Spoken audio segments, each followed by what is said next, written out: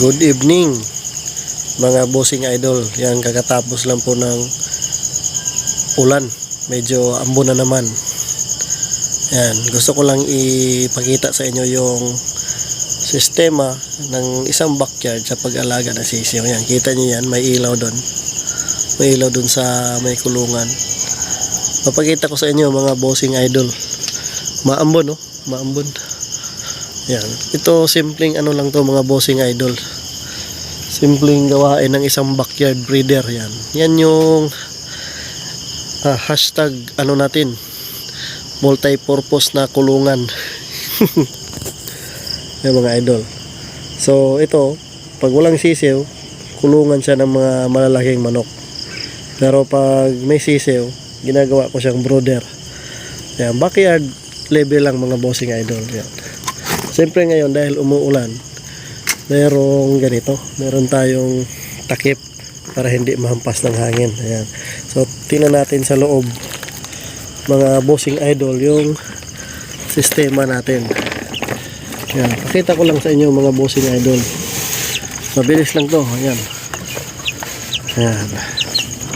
Mabilis lang to mga bossing idol. Ayan. Yung sistema ko mga bossing idol sa loob ng aking brooder. So may pagkain, meron tubig. So ganyan yung sistema mga bossing idol, oh. Yan, naglalagay ako ng ilaw, pero nilalagyan ko na yan ng karton. Yan, karton. Yan, karton, nilalagyan ko yan ng karton para yung init ng ilaw is hindi kalat. Kasi kapag malakas yung ulan, kalat yung init, talagang ano, hindi masyado silang naiinitan. Kasi pagkalat yung init, yun nga, medyo nilalamig sila. Pero pag merong karton na ganyan yung style, yan, kasya sila dyan. Kahit mga 10 sisiw, kasya sila dyan. Yan, oh. Nasa loob silang lahat kasi mainit. Yan, parang ano din ang portable na parang inahin. Kasi ganyan yung inahin mga bossing idol, di ba?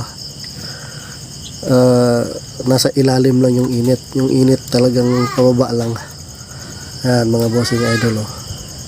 Kapag marami namang mga sisiw, sobra sa 30, dalawang ganyan naman yung ginagawa ko kasi hindi naman sila kasya. So yan, oh, kitang kita na, napaganda ng bulik. Ayan, yan po, yung nakatayo ay bulik po yan. Pure Kelso ang nanay. Napakaganda. Yan. Siyempre merong pagkain. So ganyan lang mga bossing idol yung ginagawa ko dito. Marami namang backyard breeder din na makaka-relate sa mga ganito na ganitong sistema lang.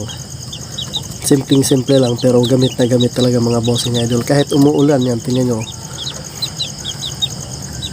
Lakas ng ulan kanina. Pero ayun pa rin sila, oh. Naglalaro-laro pa rin sila, oh. Yan, active pa rin sila mga bossing idol. Basta bukas ng umaga, ubos na yan pagkain. Yan, yung system natin mga bossing idol. Marami makakarelate dito, mga backyard breeder. Comment nyo kung ano yung ginagawa nyo mga bossing idol sa backyard nyo mga bossing. Sa mga sisiw. Yan. Yan lang, simpleng-simple lang. So ayan sila, oh.